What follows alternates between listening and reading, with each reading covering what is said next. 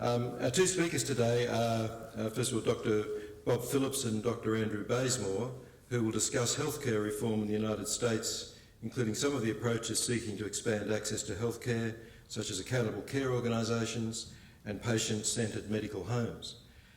They will review some of the evidence about improved quality and reduced costs, and also demonstrate tools developed for US federal and state governments to turn data into information about where care is delivered, where to put new resources more effectively, where disparities reduce health, and where resources are needed to reduce costs as new people receive health insurance. The Robert Graham Centre for Policy Studies in Family Medicine and Primary Care aims to improve individual and population health by enhancing the delivery of primary care. The Centre is a division of the American Academy of Family Physicians and is tasked with conducting research and analysis to inform deliberations of the Academy in its public policy work and to provide family medicine perspectives to policy deliberations in Washington, DC. And the Robert Graham Centre and APHCRI have a long-term collaboration, part of which is visits like this, but also we send research fellows from Australia to DC, Washington DC every year, and we also engage in some joint research activities. Bob Phillips became director of the Robert Graham Centre in 2004. He's trained in medicine at the University of Florida and completed family medicine training and an MSPH in health services research at the University of Missouri. He is a professor at Georgetown University and a clinical professor at Virginia Commonwealth University. Between 2006 and 2010, he was Vice Chair of the US Council on Graduate Medical Education and continues as a technical and policy advisor to the US Department of Health and Human Services. He was elected to the US Institute of Medicine of the National Academies of Science in 2010. Dr. Andrew Bazemore became Medical Director for Health Policy Research at the Robert Graham Centre in 2005. He trained in medicine at the University of North Carolina, completed vocational training as a family physician at the University of Cincinnati, and an MPH at the Harvard School of Public Health. He is an associate professor at both Georgetown and Virginia Commonwealth Universities. He co-directs the Health Policy Research Fellowship with Georgetown University and oversees a successful research portfolio that includes funding from federal and philanthropic sources. So without further ado, I'll introduce Bob and Andrew to take over. I think we're getting a two Ronnies presentation here today. That's right. Thank you, Bob. Is that too loud? Is there too much echo?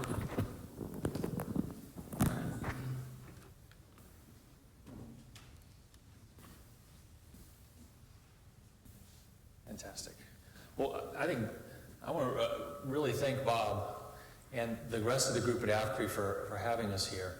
And it's been an enjoyable 3 weeks for me, and Andrew's been here for a couple weeks, and this is our third trip. So the collaboration goes back a long ways.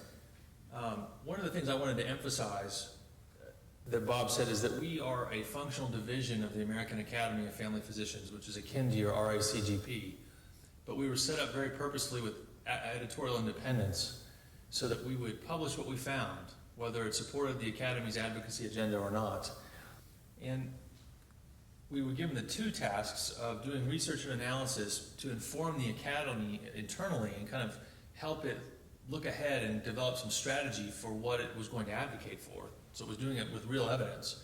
And then second, to have an outward look of providing evidence and translating evidence into health policy options so that folks in Washington, D.C. would have an understanding from the perspective of family medicine. And I just wanted to point out our website and point out a couple features of our website. We certainly have an academic side. We publish about 20 papers a year and peer-reviewed publications, and these often roll out here on the side. And then there's often a summary down here of something we think is key and timely. But on this side, we have tools, because we found that just publishing in journals is not going to reach most of the target audience. You really need to provide them with evidence in different formats. Andrew's going to focus on that a little bit. But it includes mapping tools, it includes GME tables of data that people, while the data is accessible, people can't analyze the data or understand it to turn into information they can use. So, for example, we have tables on our website. This is the only place where the residency training programs in our country can come and find out how much their hospitals are paid for their trainees. The hospitals know, the training programs don't. Now, evidence is not always welcome. It's always good to be a little humble in this. As James Thurber once said, reason is 6/7 of treason. And policymakers don't always welcome evidence or transparency. So while it's been a lot of fun, it's been frustrating and learning opportunity for us also to figure out how do you present evidence in a way that doesn't make people step back and say, no, thank you, but really buy into it and understand it and use it. And as Bob said, our APHCRI partnership goes back a long ways. In fact, it goes all the way back to the beginning of APHCRI. I think the Doha, the Australian government, was very insightful in recognizing a need to have a evidence translator as well as research team in Canberra that could help inform them and embed it with an ANU so that it could actually be a connector, a translator for more than the research that they do. One of our founding analysts at the Graham Center, Sue Dovey, came over and with Nick Glasgow helped develop a model that would work in Australia called APHCRI. And as Bob said, we've had almost a 6-year now fellow exchange program.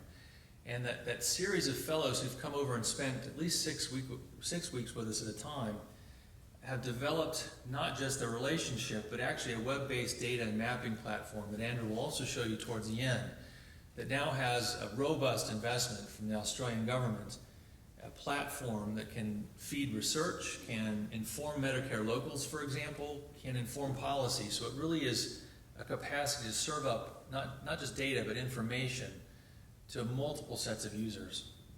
And I really want to emphasize throughout this talk that APHCRI is really a good partner for Australia's academic community to translate research into policy, and hope that people will come away from this understanding that and looking for relationships within APHCRI as well if you don't already have them. Another dose of humility. I'm not an expert on Australian healthcare. Almost everyone in this room will know more than I do about it, but we've spent a long time studying it to try and understand it, because in this partnership we want to be able to be as good partners as we can. So when Claire Jackson, the current president of your RACGP, and Carolyn Nicholson came to spend some time with us almost 2 years ago now, we were sitting down with some of our partners from our Doha and just suggested, with all the reform going on around the world, wouldn't it be nice to pull some of these countries together to learn from each other about what's happening? So we did. We created a 7-country conference that happened almost a year ago, that Australia was certainly part of, central to, in fact, because APHCRI and University of Queensland actually supported that effort with some financing as well. And we recruited the Commonwealth Fund in too, and had a really robust 2-day conference about what's happening in these countries around primary care and what can we share and learn from each other. And that actually resulted in a special issue of the Journal of the American Board of Family Medicine, where papers from all of those countries come together in one place. And the paper from Australia, of course, includes Bob Wells as one of its anchor authors. So I'm happy to point folks to that special issue, or if you just Google Journal of the American Board of Family Medicine, you'll find it too. It's the March-April edition. But that process taught me a lot about what's happening here. Now, what's happening in the States? Well, our Patient Protection and Affordable Care Act, or Health Reform Act, that's often just called ACA,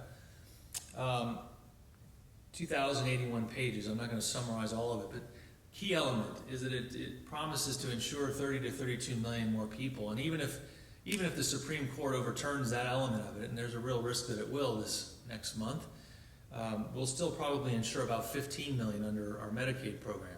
So it won't be a complete loss. And then one of the other major things that they did is prioritize primary health care. And they did this in several ways.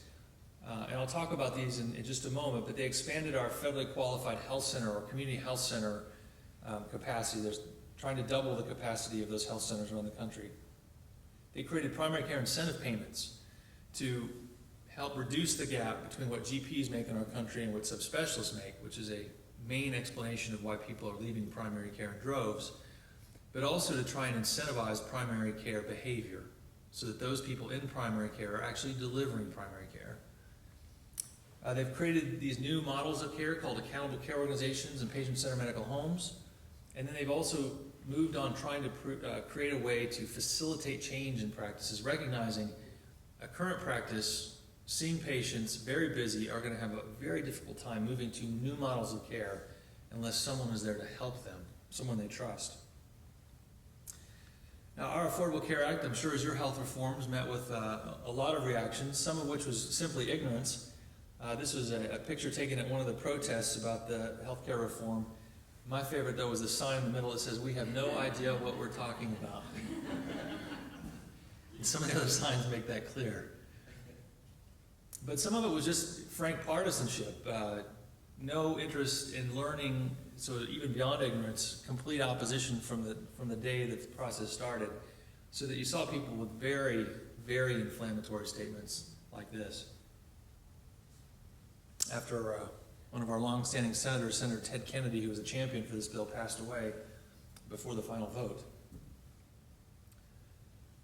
But this is the reason for health care reform. What you're looking at from the Kaiser Family Foundation website is the range of uninsurance in our country, ranging now from about 2.5% in Massachusetts, where Mitt Romney, the leading candidate for the Republicans, actually put in universal health care, which will haunt him throughout the election, to almost 25% in Texas, quarter of the population uninsured for an entire year. And actually, when you look at those folks who go in and out of insurance, in and out of unemployment and insurance coverage, therefore, or on and off public financing, you're up to about 33% of the U.S. population that experiences some form of uninsurance in a given year. It's pretty unacceptable, and that's why the law was seeking to expand it. Because the Institute of Medicine, part of our National Academies of Science, in studying this, said almost a decade ago that we're losing lots of people simply because they're uninsured. They can't get the care they need when they need it. So increasing access to primary care, coming back to that, we have federally qualified health centers in our country that take care of people who are uninsured, people under 200% of poverty as their main targets. They take care of about 20 million people currently, and the goal is to get them to about 40 million by 2015. So it's set aside about $10 billion to make that happen.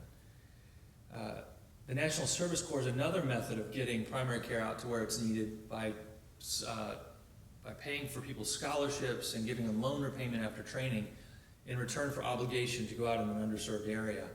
And the Affordable Care Act increased the funding and the capacity of the National Health Service Corps by almost 2.5 times. And just talking about evidence and impact, this is a series of reports that we did, and I brought a couple copies if people want to see them. Access denied, access granted, access transformed, that we did with the National Association of Community Health Centers, where we did the analytic work showing how many people are underserved in this country and where they live, actually mapping it. And with them doing a wraparound text, more advocacy focus about what was needed. And the Senate Health, Education, Labor, and Pensions Committee, which was drafting the Senate side of the health reform bill, cited these reports several times in coming up with setting aside $10 billion for health center expansion and more than doubling the capacity of the National Service Corps. It was probably the sweetest spot we've ever been in terms of being able to say, we helped make that happen. So it was a pretty potent and powerful example of evidence into policy. And then one of our federal agencies, the Agency for Healthcare Research and Quality, asked us to pull together a small group of people who have experience in practice transformation and facilitation, have them come together and describe what a primary care extension program could be. What having someone in every community, in every county of our country helping practices change, what that could look like and how it would function, and what it would cost. And that actually fed into the Affordable Care Act too, and was authorized as a program but was never funded. And we're still working on doing the analytic work to support funding for this.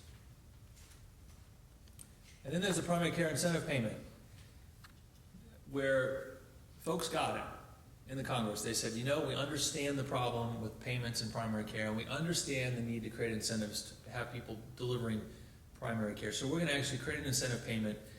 And when they published the mechanism, the way of identifying people as primary care, we said to them, we're a little concerned. We think that the method you've come up with is such narrow scope. It's about face-to-face visits, visiting people in their homes, visiting people in aged care. It leaves out a lot of what primary care does. And so you're actually going to lose the majority of people in rural areas because they're delivering broad scope practice. And you're going to lose people who are delivering that. And by the way, here's some evidence that shows you that broad scope practice in GP practice is associated with lower costs. And the House said, oh, we get it. And they tweaked the mechanism, but in the Senate side they didn't. So when it came through, they went with the Senate language and said we were stuck with this incentive payment that was potentially not going to do what they had hoped it would do. And we went to Medicare, the agency that then has to translate the law into regulation, and said, we still have this problem. And they actually changed the regulation so that it would reflect broader scope practice. And as a result, last year we paid out $500 million in incentive payments to primary care physicians, about $100 million more than we would have had they not tweaked the regulation. And we're working with them now because the tweak was not quite enough. So what we've actually tried to do is go back and ask, can we take claims data, the claims that are for care delivered by GPs, and go back to the definition of primary care and actually see if we can create ways to measure that and then reward it. So can you identify first contact care? Can you identify continuity, comprehensiveness, coordination, and even community, which is the one that we really couldn't do? And then look at claims data and see how many people do we capture, and do we capture rural and underserved as much as we should? Now, the goal here is not necessarily to try and capture as many as possible, but it certainly is to try and capture those doing broad scope practice and really behaving in a primary care fashion. And so you can set the threshold wherever you want and then look at the outcome. And so we're working with them now to try and go back and see if we can't change it. And then lastly, about these structures. So accountable care organizations, just because that may not fit terms here, but an accountable care organization is a set of physicians in hospitals, so it's the health system that accepts joint responsibility for the quality of care and the cost of care received by their panel. So it actually means for us something very foreign, identifying a panel of patients, people you're to be accountable for. And this probably fits closest to your Medicare locals, where you've done that geographically, but at least you can say, these are the people we're supposed to take care of. And then patient-centered medical homes is more down to the clinical practice, and that is not just what primary care is now, but more robust primary care, where you have care management and quality improvement. You have feedback loops for quality improvement. You have 24-hour access. You have a process of helping patients figure out what their values are and translating those into a plan and having that written down. So our Medicare Payment Advisory Commission, it's a special commission that advises our Medicare program and the Congress on Medicare payment, said these medical homes are really the building blocks of accountable care organizations. You really can't have one without the other.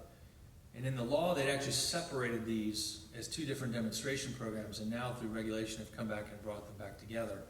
So we're doing an experiment in our country with the ACO, like I said, acting like a Medicare local, trying to move care from just personal health to population health and maybe even public health, and bringing all those facets to bear when you're sitting in front of a patient and taking care of them.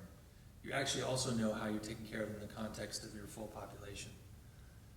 And to that end, we've been asked to do several evaluations of demonstration and experiments going on around ACOs and PCMHs, one of them being the Illinois Medicaid program.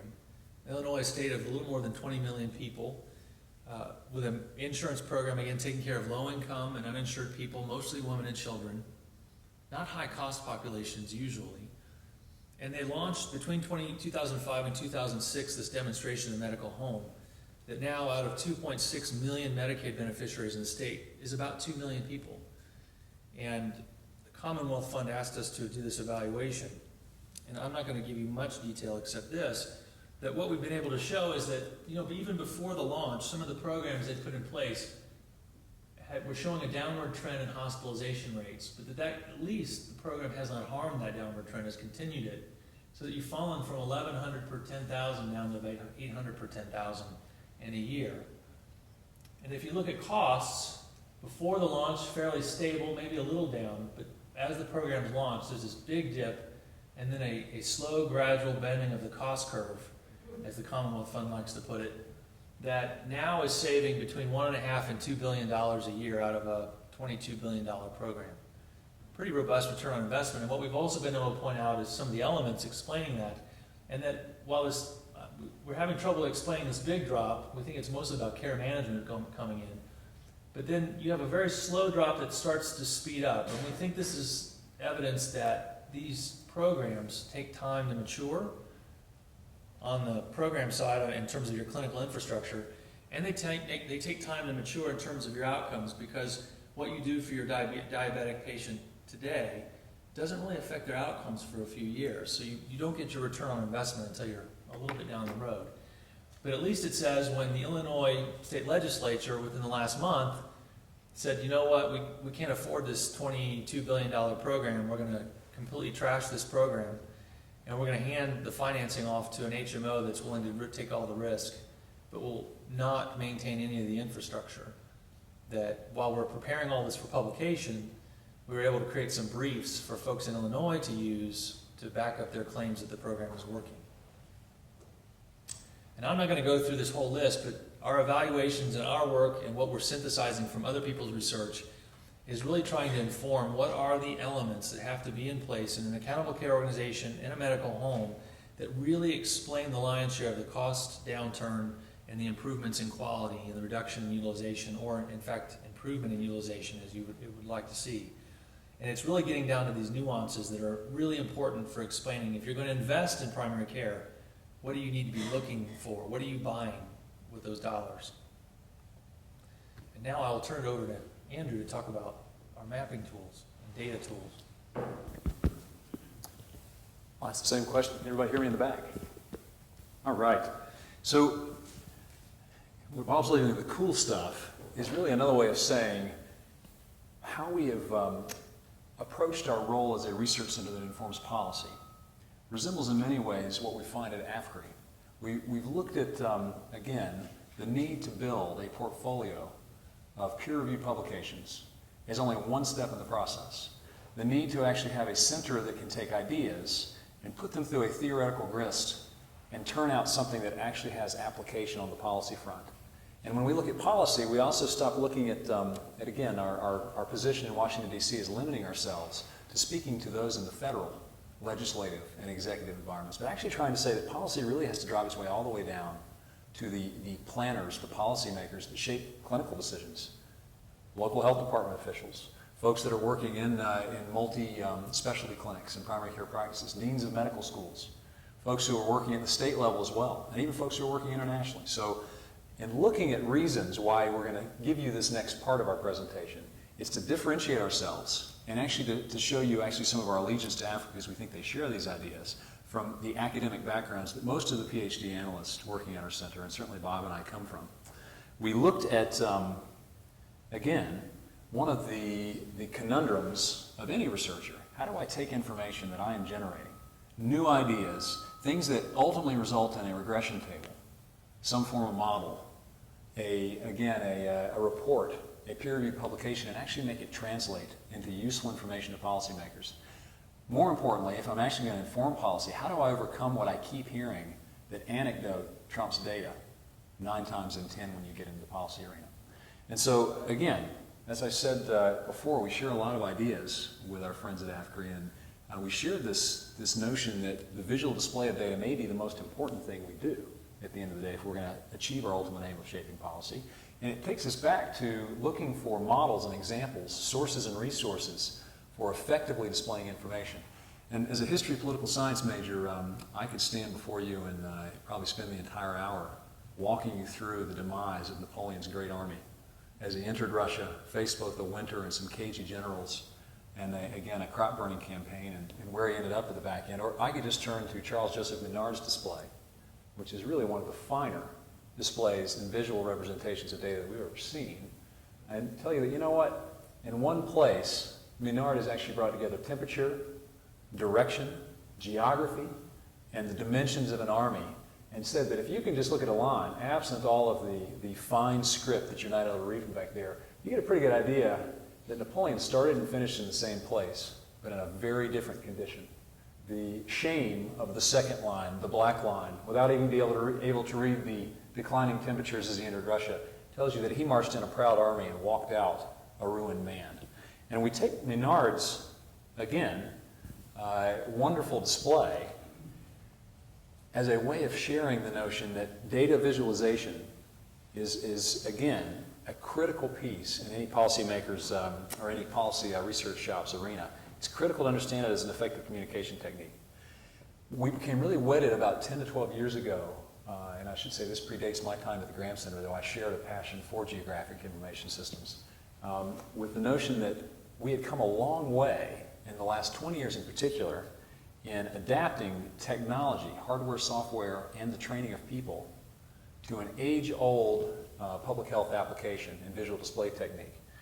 Is anyone familiar with the 1854 cholera epidemic and John Snow's, again, birthing of spatial epidemiology really as a field?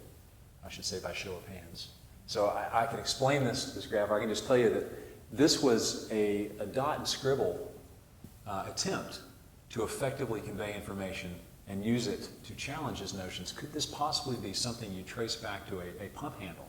They could explain, and again, enlighten the officials, the policymakers in an area about the source of a cholera epidemic.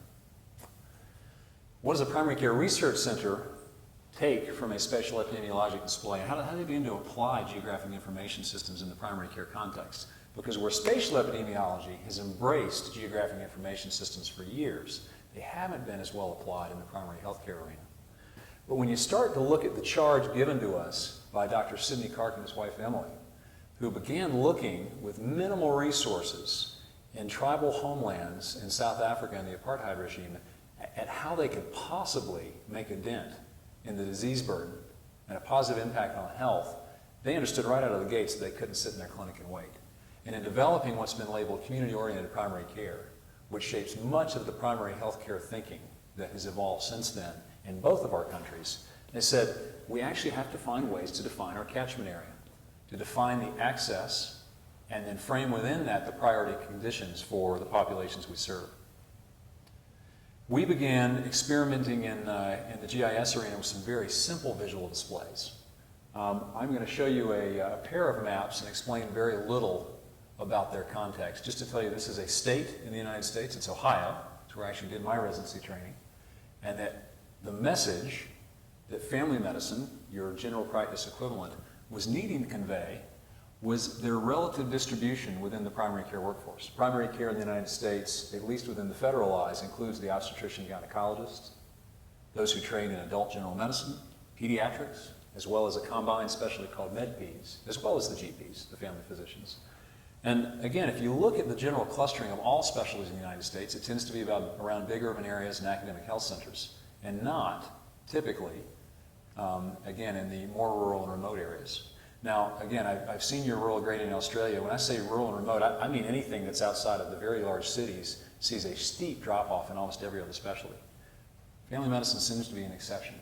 And to convey that, we began taking apart the primary care health professional shortage areas, a simple mathematic ratio that allowed you to look at whether or not a county had adequacy in primary health care, and said if you just subtract one of the 5 contributors to the numerator in this equation, what happens to that state? And again, with a very simple map, one sees in bright red, alarming colors, like a matador facing a bull, that Ohio changes dramatically in its primary care resources absent that one specialty. And this becomes useful information if you're attempting to advocate for more funds to train in these rural areas, for more funding generally for primary care, and for specifically the most holistic provider within that arena. Early efforts also included simple dot mapping, placing the locations, geocoding and placing locations of graduates of residency training programs, again in general practice family medicine, and showing that at least in another state like Virginia, if you were about to eliminate as a legislator in the state, again in the state Congress, eliminate a very small line item that supported about 10% of graduate medical education funding for the main programs in the state of Virginia, and you look backwards at where all of its grants have been going over time, you were really going to touch on just about every county in the state, which also means every legislator's home district. This became a particularly effective way of speaking to those legislators about maintaining a very small amount, but very critical amount of funding for graduate medical education. We quickly began experimenting with how you might put these together in fact sheets, and found these much more effective in many ways than the publications about footprinting and about the methodology for catchment area analysis and combining tables and maps. Tables, maps, and training. Tables, maps, and again, histograms, and how we might actually start to tell complex stories in simple ways. We also found that after spending 3 years attempting to take multiple ecologic and individual factors that might predict deprivation, lack of access to primary health care, that ultimately, by providing a platform, a vehicle for delivering this information in a simple fashion, you could go into the city of San Antonio, Texas, take a complex index and boil it down to an elevator catchphrase, which was, you know what, southern San Antonio appears to be at real risk for access deprivation. Let me tell you a little more story about how we got to that point. We realized quickly that with one geographer and a very large volume of interest based on early mapping and, again, applications of mapping techniques, that we were going to need to have some help if we were going to broaden this reach across multiple states, multiple communities. And so we built an online technology called Health Landscape. Again, by name, you might guess that we had intended to paint a portrait using any data and information we could possibly gather of the entirety of the health landscape, social determinants, population and demographic variables, but also healthcare data.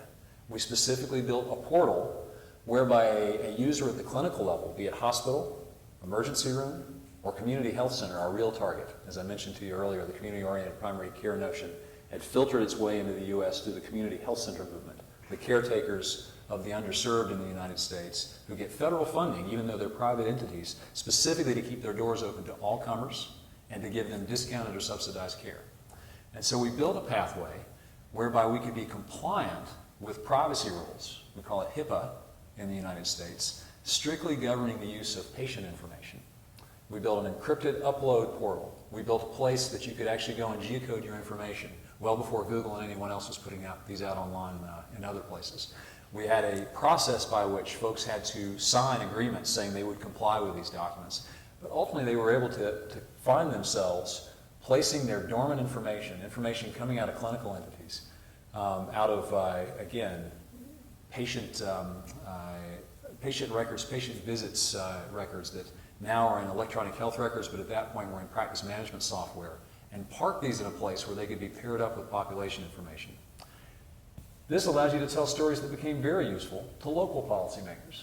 One example, I was asked to come and speak with the Washington, D.C. mayor's office, who had real questions about whether or not its principal caretaker of the vulnerable in the primary health care arena, Unity Healthcare, was actually using its precious resources to serve the constituents it cared about, namely the population in Washington, D.C. As Unity had grown, and because there's no wall built around our city, there was a real fear that these were dollars being spent to care for Maryland and Virginia's populations. First thing that we began to do was, again, in mapping their patients, was just to create simple dot displays. And this was a compelling argument in the case that actually helped to save their city funding. When you started to say, you know, there may not be a wall around Washington, but your patients deeply cluster in the areas you'd like them to most. And with some very simple algorithms built into the online technology, showing their service area or catchment area, it really looks like this service area fits exactly the constituency you'd like to serve. This is static mapping. The beauty of this was built in an online environment. You could turn on and off the health professional shortage area, the medically underserved area, poverty and its density in certain areas, and interact and interplay with these two. And it's that bred more questions and more conversation and ultimately helped to save that funding. When asked, why should we have two sites that are within a mile of each other in this deeply underserved but nonetheless same neighborhood? And by plotting service area, types of patients coming into the clinic, clusters of certain types of disease, they were able to display that Hunt Place and East of the River really serve different constituencies, very different ones. And there really could be a justification, perhaps rent or other explanatory factors that would make you want to keep these two in the same area. So where this led us is to the next step, because we were really building a ground-up enterprise. When I say ground-up or bottom-up, I mean the clinics were starting to pour their data, their information, into our online portal, and that was very helpful for planning at the single grantee, the single clinic level, but it didn't really paint a portrait of what was happening across whole communities and whole cities. At the same time, we had been working with the federal agency, the Health Resources and Services Administration, charged to oversee all of these clinics, to try to help them understand the power in a locked down data set known as the Uniform Data System. This is a reporting data set that has really been one of the strengths of the community health center movement in the United States. An annual report of who you're serving that between 1967 and 2005 grew and grew and grew to the point where they finally said, you know, we're going to make you report not only who you're serving, but who you're serving within geography, within a postal code. And with that power, you really had an incredible ability to finally turn this into a 360-degree process of informing health centers from the information they were giving you. So not only did we set out to build an online portal that would better decisions about where you'd put the next 1, 5, 10, or 50 health centers in an era of dramatic health center expansion, but also one that would help the grantees, those who were applying for these, to have a level playing field when they were making a case for where they might want you to put these. I should make a contextual note that both the Bush administration and the Obama administration set out in separate bills to double the size of our community health center safety net. Bob mentioned to you that these played a part in the decision on the second go-round. And we've seen a system that's gone from caring for 8 million patients already reached 20 million since 2003, and with a trajectory that was intended to reach 40 million by 2015. They'll probably fall a little short. Needless to say, this is a critical time to be making really, again, good decisions, efficient, effective decisions about where you apply your dollars, because the U.S. economy has obviously had its share of suffering in the last 4 years. And this was a tool that we hoped that would help them get there. And so by, again, targeting a simple data display tool, less simple than I'm stating it, but one that took us, again, about a year to build on the backbone of this uniform data system, we're able to not only explore where you might put the next clinic, but where you already have overlap at the small area level. To be able to go in and by any postal code tell you how many people are there, how many are actually in your target population, the low-income population. That's a threshold of 200% or less of the federal poverty limit in the U.S. How many patients are already going into these federally subsidized clinics? Who's the dominant provider? I need to update this. We've actually started to show the top 5, because once we got past the concerns over revealing specific grantee service, the grantees started saying, I want to know, again, who my co-predators, who my competition, but also who my potential collaborators are in my area. And really begin to tell stories about the penetration. How well are we doing at serving the population? Is this a place that I might plant another clinic or expand my facility? We also built a tool, and I'm sorry, I learned the hard way in a recent presentation not to try a live demo. But I will just tell you that if we were in a live demo, this would allow you to be able to click on various geographies and say, I want to serve these 6. And I want to actually take a look at how service has changed over the last 2 years. What percentage of the low-income population might remain unserved to me? Where are these folks? Can I render, you know, in units of 100 per dot, where the low-income not served might be? And finally, as a grantee, or as a project officer, someone who's evaluating these applications, what happens if I go in and model the impact of a new clinic? I can say, well, it looks like in the 5 areas I've chosen, the summary statistics show that there's probably about a 65% penetration of the low-income target population. I'm going to bite off a 5,000 patient unit out of that, 2,500 of which are low-income target patients. And as you begin to scroll down this table, this is exactly what a dent it will make in the low-income target population's service needs or access needs. This, again, is a way of beginning to use tools and information to level the playing field.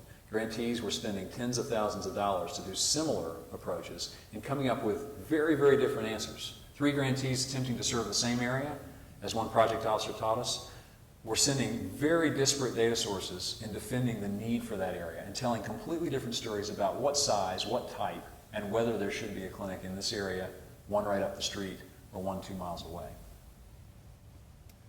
We also wanted to build in some tools so that the policymakers and the grantees could understand their own indicators of need. We started breaking down single predictors like poverty, low income, but also federal standards like the medically underserved area score and its 4 components. So you could go in and actually break down certain scores and say, you know what, if I set 15% in my area as the threshold for real need, show me the geographies that are above or below that. Highlight them for me. If I take an index that has 9 contributors, but I really don't care about low birth weight in my area, so I pull that out, how does that change? If I dial something slightly different from the federal norm, what does that do in the demonstration of need and in the application of my ideas to effective policymaking? But another thing that's been really fulfilling in this process of building tools is as we've developed a broad and deep geodatabase and processes for rapidly creating new tools, we can go in and in 24 hours say, you know what, this great new data set just came online. It has tremendous policy relevance. In this particular instance, it's the Dartmouth Atlas hospital referral regions. It's some new data that came out and was suddenly publicly available after a very, a landmark Institute of Medicine report that was very high impact, as any IOM report tends to be. And we said, we're going to see if we can turn this around and have a tool that's out there for public consumption in short order. This is easily as effective as some of the things we do over 2 or 3 years that end up in peer review. And it's allowed us to be, again, a dynamic contributor to conversations that sometimes move far too fast for our theoretical to peer review publication frame of mind. We've tackled other areas. Health landscape has quickly become a geodatabase that points in a lot of different directions. So when we started doing research with a particular foundation's help in the arena of medical school social accountability and graduate medical education social accountability, and let me give a quick pause for context there. In the United States, there is not a coordinated planning scheme or method whereby you determine where the next graduate medical education training spot might go, whereby you determine if a medical school is really needed in an area in a time of great expansion. And frankly, if you look at what governs deans' behaviors in the United States, the reputation score in a magazine called U.S. News and World Report that comes out once a year, and the total National Institutes of Health funding really drive much more decision-making about who they recruit and the type of training they offer to put out the type of grads that will reflect well on them than any social accountability. And when I say social accountability, I refer to the fact that any of our training institutions have public investment, but don't necessarily have a lot of ways of tracking the return on that investment. So we started taking a portfolio and putting it together over 4 years, but needed a place where you could actually reveal that to the public eye. And so we built a med school mapper, where you could go into any state and look at the aggregate outputs of all of the medical training programs in that state. Or you could pick on one school. If you're a state legislator and you wanted to know whether the 2 public schools in your state were better or worse at producing general surgeons because you had a desperate need for those, or perhaps behaviorists, perhaps it's primary care clinicians, perhaps it's folks who are staying rural or going rural. Perhaps your interest is not just rural, but it's rural and staying in your state. Depending on your constituent point of view, you had an easy, dynamic place to go and do that. I know I'm pushing up on time, so I think I'm just going to end up by saying that all of these ideas and everything that we've been sharing today has driven a rich collaboration with APHCRI. And we're pleased to be here for a third time, mainly because we're watching the birth of a center that we expect to do bigger things than we've been doing. And it's been labeled graphic. What I expect to see out of graphic is that entire continuum from idea to theoretical science to a platform which they've, again, and we appreciate this, which they've decided to label, at least for now, Health Landscape Australia, to tools that can actually reveal the impact of the kind of work they're doing to advance spatial science around primary healthcare delivery. And so I'm not going to dive into, with the time we have and my innate fear of these live presentations now in Australia, I'm not going to dive into the mappers themselves. I'm just going to wrap up for questions and say I hope you will go online and look at what APHCRI is beginning to develop in this arena. But not only that, take a step deeper and dive into what sort of work I expect to see coming out that will really advance the science. We've been a part of some great conversations this week, and I think they're going to bear a lot of fruit in the next 2 years. And with that, I think we'll stop for questions. Thank you, Andrew, and thank you, Bob. We have, Mia has a microphone, and we'd ask you to please use the microphone because we're recording this, and so we can have a record. John. Andrew, you will know of the Fitzhugh-Mullins study, which described the social mission score, which included the number of primary care doctors, produced by all 141 schools in the United States. Do you think that has made any impact upon particularly the research schools, going right from Harvard downwards, who produced very little in the way of primary care doctors, doctors working in underprivileged areas, etc.? Well, first a disclaimer that we did not pay this gentleman to ask this question. Fitzmullen is our close partner in the social accountability portfolio, and it was our lead analyst that drove the work that you're referring to. So we're not only familiar with it, we can certainly comment on not only its uptake, but its impact. And I think I'd say that it started a lot of conversations at the dean's level that range from something like this. If you're at the top of the list, and you've traditionally been at the bottom of the list in the NIH rankings and the US News Report, World Report rankings, but boy, are you producing a wealth of primary care clinicians, general surgeons, psychiatrists. And I think if you look at the top of the list, I won't name names, but several schools are right there. And 3 miles down the road, you face a rival school, perhaps one of Harvard's peers, that has done a wonderful job of producing high-level research for many years and is getting justly deserved lauds for that, but perhaps hasn't focused so much, either by mission or by design or by accident, on the production of, again, socially desirable clinicians working in desirable areas. It motivates the former to say, I think I'm going to build a billboard and say that I'm going to quote this study and put it right up there on top so that it competes with the one down the street saying US News and World Report ranked me number 2 in this area. So yes, there has been impact. We're very familiar with it, and this is where it takes not only the tools, the analyses, but very careful approaches in the right places to make this kind of work have an impact. And since Bob was really the driver of that, I should defer to him for further comment. It's all very good. I do appreciate you bringing it up. It actually helped grow the med school network, because one of the things you found is that in producing a paper, no matter how great its publication location, no matter how clear the charts, you're a legislator in the state. That's not very useful to you. So the med school mapper was really to give them the opportunity to go and look at individual schools as they make decisions about how to invest in medical school expansion. And so we know people are using it in that way to try and figure out, should I invest in Case Western in Ohio, which has a 29% retention rate in the state, or should I invest in Ohio University, which has a 61% retention rate in the state? Those things are starting to cloud in discussions about where expansion happens and how. Can I just add to that? One of the projects we've initiated from APHCRI, drawing on the expertise and in collaboration with Bob and Andrew, is the Deans of Medicine in Australia were funded some years ago to start what's called the Medical Students Outcome Database, tracking all medical students in the system and then carrying on through post-graduation, post-vocational training, where they are, what disciplines they're working in, etc., etc. Now we don't have many cohorts that come out of medical school, but we're using the techniques that Bob and Andrew have been talking about to be able to answer precisely similar questions about, well, which medical schools in Australia that might have promised to set up and be producers mainly of primary care doctors. Down the track we'll be able to see what in fact they've got, and which eminent medical schools of very eminent universities perhaps are not producing that, or are there other ones that were heavily invested in for rural programs? Are there doctors actually ending up in rural programs or not? So it's actually something that we hope down the track to be able to produce similar sort of stories to this. So, And you're already telling some stories out of that too. I was about to say. Yeah.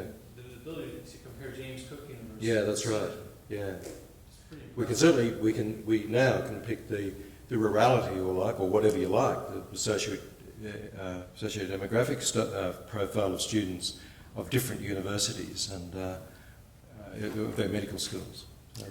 And the only other thing I'll add is it's amazing. We started building this with a constituent advisory group trying to represent state legislators, governor's offices, but also many associations such as the Rural Health Association, the Association of State and Territorial Health Organizations, and they pointed out 10 new uses. Once the display tool has been built on a single use case, it's amazing how rapidly others pile on top of it. The ability for state and territorial health associations to go in and look by county at who their principal suppliers were. The ability for medical students to have a place, particularly those who had a passion for a particular type of service, specialty, or geography of service, to go and look at the track record of their school became unexpected use cases. But as Bob mentioned, your ability to go and say, well, Case Western's doing a remarkable job as a national institution with a national reputation, with about a 20% retention rate, and with a service area that is about as dispersed as you can imagine, versus Ohio University, with about a 60% in-state retention rate, a very different profile of primary care production and retention in state. presents a different view than Ohio University typically gets when complemented or when viewed in complement to or in contrast to Case Western. So. Further question? I'm curious about, you've got point data represented in your mapper. How do you manage the trade-off between identification versus access to information? I mean, they're both highly valuable, but it's a compromise between the two. Well, let's tag team this one, Bob. But I'll start with, it is a constant challenge and one we've wrestled with for 12 years. And with, again, data democratization has been a calling for us for quite some time. And it's really, after 8 years of an administration that really went quite the opposite direction, it's been interesting to watch the Obama administration embrace that very term and actually create a czar whose job is to push out and create challenges around pushing out more and more information. And so it's nice to see in the federal sphere they're wrestling with the same issues. It really depends on platform, depends on data set. For the mappers of clinical data, we were very careful from the start to read and know the privacy laws, to understand what it would mean to allow a spatial environment to exist for these clinics who had no money to pay for their own offline desktop mapping, technology, time, resources being the big barriers. We knew we had to create an environment in which they could safely do this. We knew we had to go beyond just creating that environment. We actually had them sign and fax to us an agreement saying we will adhere by this, and in return the Graham Center agrees and Health Landscape agrees to play by these rules. If these are breached, again, on your end, then it's you who violated HIPAA, and same in return. And we specifically created features like extent limitations. You couldn't zoom beyond a certain level and see points. Purposeful mismatch of patient locations, which brings up its own privacy issues when Ms. Jones lands in Ms. Smith's yard and makes it appear as if she has HIV or something worse. We specifically asked them not to map conditions like HIV and put that in our requests. And again, when you got to the UDS mapper, we used techniques, we had long conversations with our federal partners and also their contract partners who've been processing the UDS for years that led us to the decision we would not show any unit record information. The UDS actually doesn't capture that, but at any point in time, nothing would be added that would be unit record. It would be postal code level only, and it would only reflect reports at the zip code level of 10 or greater patients. So it's a bit of a false rendering of the catchment area in some ways. We try to adapt our methodology to accommodate, but it's really showing you where there is service to 10 or more by one grantee in an area. And so you theoretically could be understating the service dimensions, but that was the compromise. Those are just two examples. Bob, you want to add? The one thing I'd say is the flip of that. If you're overprotected when your data don't inform anything. So the objective is always, how can we maximize protection but still also maximize the information that we're gleaning from the data? And so aggregation becomes a major tool, extent limitation, role limitations, who had access to which layers of data. So we really work across all of those schemes to try and protect people. Because we've certainly seen people revealed in ways they shouldn't be. And when we say roles, roles-driven architecture means you do have to create a login and password. You are categorized within your login and password. And when within the UDS, we started working with the mayor of New Orleans to do a very specific set of use case development around safety net overlap and planning for 2015, presuming that the Supreme Court doesn't strike down the mandate, and that they do have a burst of new patients, newly insured pent-up demand come on the scene. And it's got a new level of confidentiality because it's taking Medicaid claims data. So only users with a very specific tag in the planning circle in New Orleans will ever see some of the tools in UDS Mapper. The public user will see something very different. And again, we have roles architecture that's pretty carefully derived to protect what data we can. But I'll tell you, when we kicked off the UDS Mapper, it was originally an all-time firewall for only the agency to look at. And they looked at it and said, oh, this is fantastic. Can you finish this 18-month build in 6 months? We had pitched a 3-year project that got done in 6 months, and suddenly it was live. And it was that stone rolling downhill that occurred when the lead administrator said, oh my gosh, this is exactly what I wanted, and suddenly fears began to melt away or were overridden. So. Good. It's nice to have had an emphasis on primary care, and I kind of hate to be the one to raise hospitals because we're far too hospital-centric in this country, but you clearly have an understanding about some of our expectations of Medicare locals. Some of us are concerned about the relationship, particularly in rural areas where there are few people about, that will exist between Medicare locals and local hospital networks. And we're kind of concerned that we're institutionalizing the difference, indeed, between acute care and primary care. Have you got any advice about how we should manage or improve, or how we should hope the relationship between the Medicare locals, which are a primary care beast of the Commonwealth, the relationship with the local hospital networks, which are, if you like, a state organisation?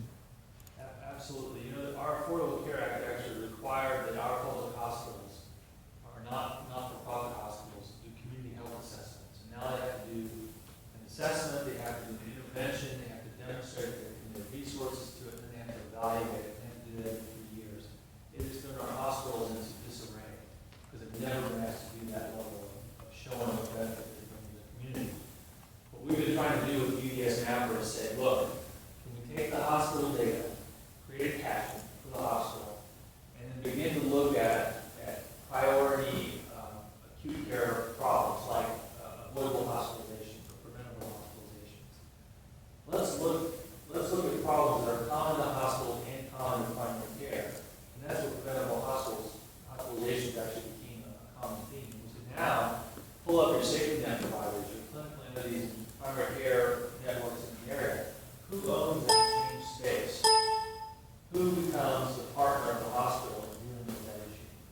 And how do we get the hospital getting resources, the community health center getting resources? We haven't tackled the problem that's shared by the two of them, and use the evaluation process to see how is that working together affect that problem.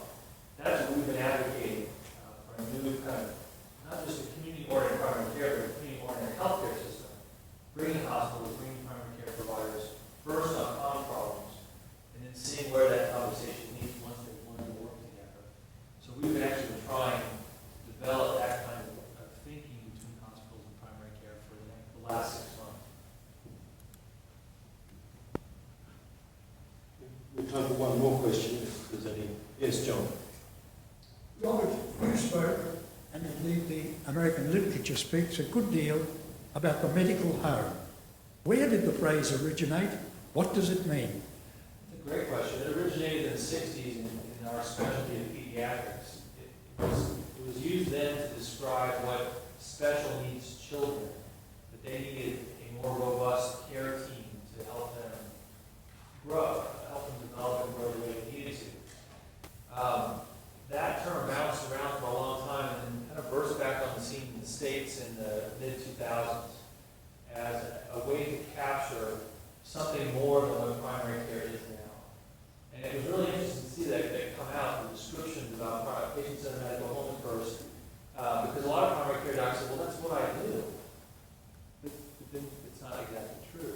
So what that actually led to was a set of principles, 7 principles that describe what the patient-centered medical home is.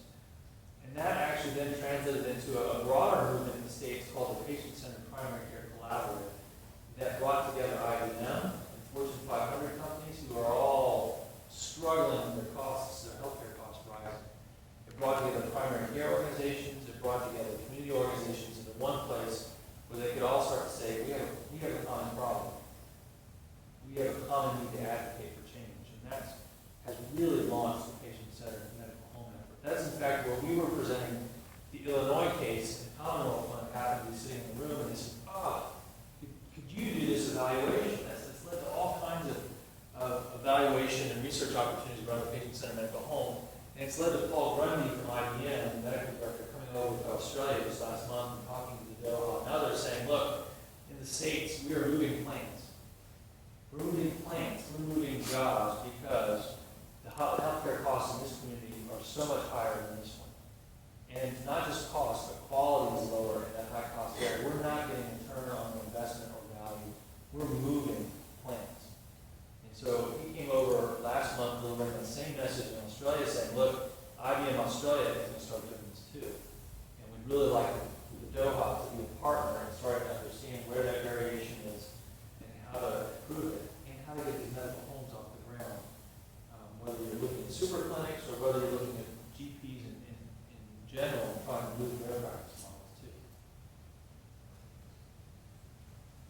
And look, we'll call it time there partly because Andrew has to get a plane. Oh, we're fine. He's about to jump out of here into a Qantas plane and then an American Airlines plane. But look, thank you very much again, guys. We've been here for 3 or 4 weeks, and they've been all around the country. We've worked them really hard, day and night, and I think this the message from this talk is that it is possible to turn data into information. That's really what this is all about, and that information should be the basis of your planning, and should be shared and accessible to all. So, and I think it's been a great presentation. This is only this is the tip, very small tip of a very large iceberg of exciting presentations. So if you could all join me again, please, and thank Bob and Andrew for this.